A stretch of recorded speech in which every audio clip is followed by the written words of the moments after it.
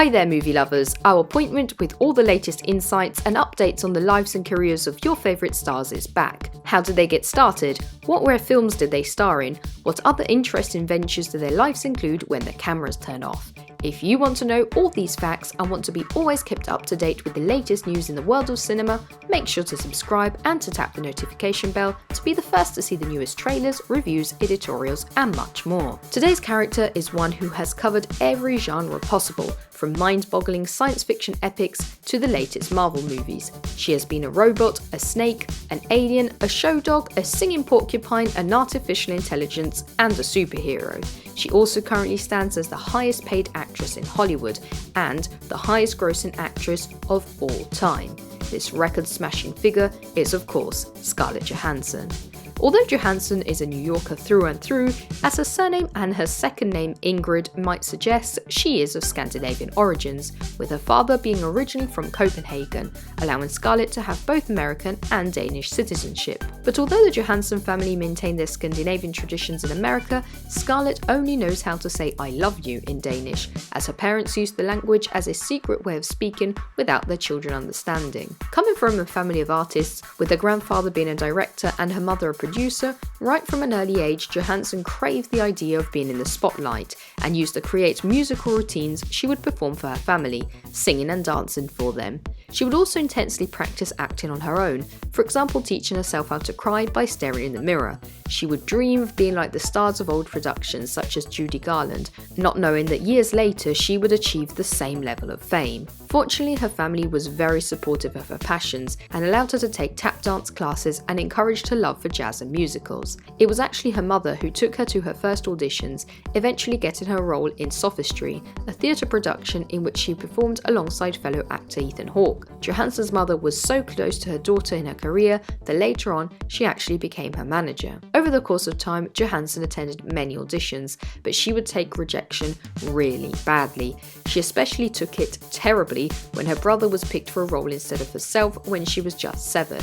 So after a series of tryouts for various commercials, her mother started limiting her auditions in an attempt to protect her from suffering too much from the pressure to succeed. But regardless of rejections, she eventually got herself in her first film at just the age of 10, acting alongside Bruce Willis in the comedy drama film North. After a series of minor roles, including one in Christmas favourite Home Alone, and attempts to get into huge films such as Jumanji, came every actor's long-awaited moment of being talent spotted. For Johansson, the occasion was with Manny and Lo, another comedy drama, this time with a barely teen Scarlett, who was so positively praised that she won an Independent Spirit Award for her performance. After another series of low-profile roles, in 1998 she missed a chance to go straight to stardom as she tried to obtain the famous role of two identical twins in The Parent Trap, which was then assigned to Lindsay Lohan.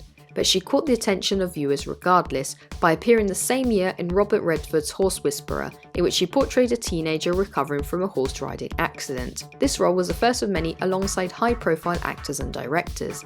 As a matter of fact, during the early 2000s she applied for Tisch School of Arts, a famous college for artists in New York City, but after being rejected, she focused even more on her acting career, and she decided to show the world she was no longer a side role but a prominent character. Not long after, in 2003, she proved this by winning not one, but 2 Golden Globes, one for a wonderful performance in Girl with a Pearl Earring, beating 150 actors to obtain the role, and the other for her role alongside Bill Murray in Lost in Translation, in which both actors play Americans in Japan, struggling to adapt to different customs abroad, tackling loneliness and culture shock.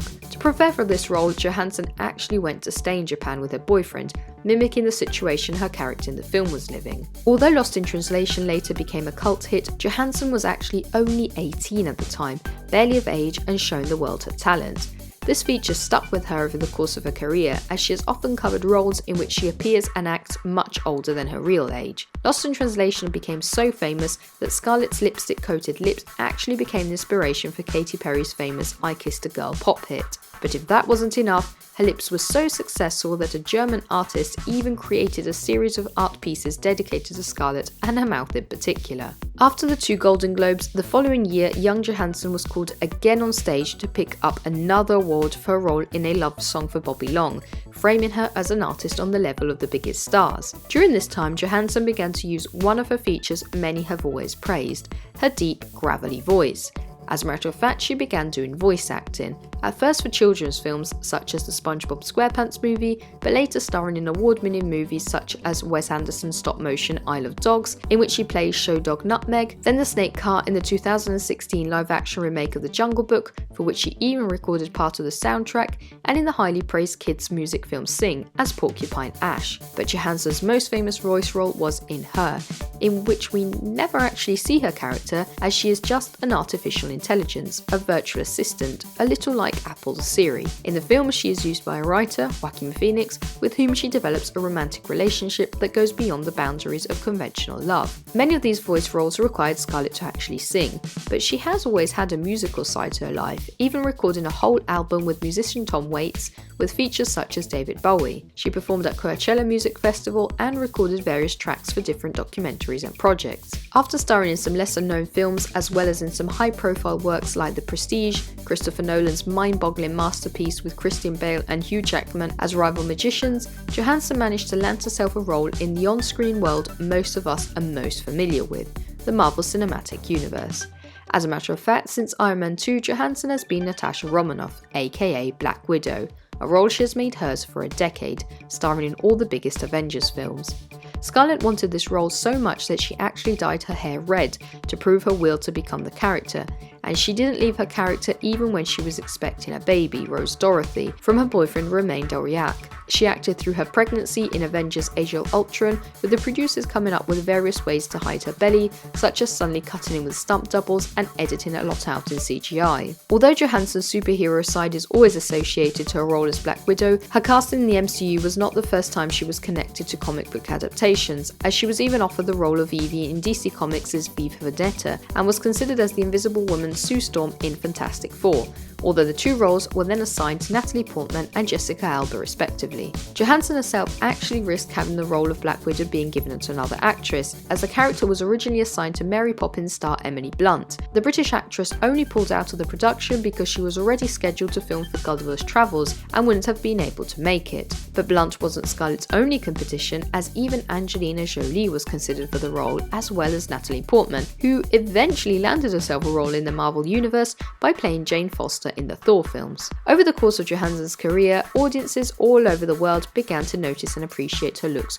more and more, and starring in high-profile projects, especially record-grossing movies like the Avengers saga, her popularity skyrocketed, and people began to talk even more about her body, naming her multiple times the sexiest woman alive. Her looks became so important that she was even rejected for the famous role of Lisbeth Salander in Girl with a Dragon Tattoo because she was considered by the director too beautiful for it. Her looks were plastered all over the place, to the point that she once nearly had a car accident after seeing a huge billboard of herself in LA with what she described as a cleavage as big as a brontosaurus dinosaur. She recalled slamming on the brakes because she wasn't expecting such an image. Although Johansson's looks have often played an important role in her films, she definitely doesn't like it when the media tries to reduce her work just to her physical appearance.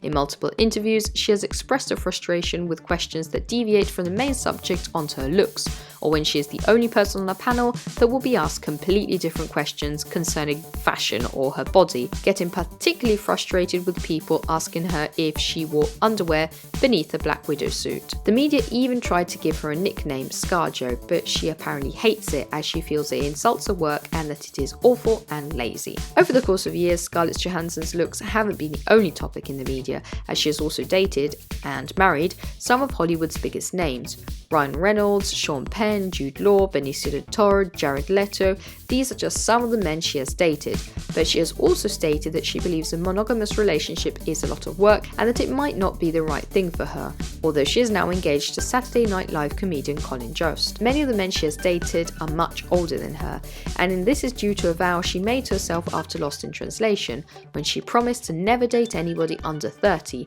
even having relationships with men 2 decades older than her. Although Scarlett enjoys this more mature side to her personality and has a demeanour and attitude that always gives her a more sophisticated appearance, she also loves indulging in more easygoing activities.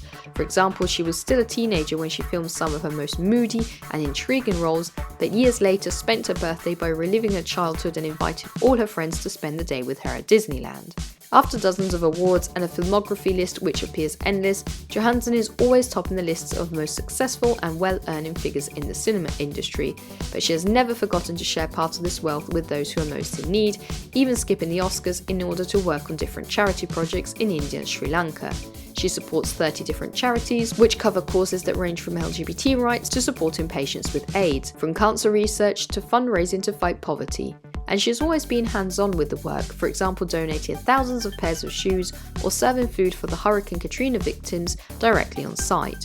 She really is a perfect person on all fronts. So from indie projects to Times Square billboards, Scarlett has done it all. And we're of course curious to know what your favourite film with Johansson could be, so make sure to share your thoughts with us in the comments down below. And while you are there, make sure to check out all the awesome movie merch that we have available, from cozy sweaters to the coolest tees. Get yourself some film fan attire and show the world your love for cinema. And if you want to see more awesome content, don't forget to subscribe and to tap the notification bell.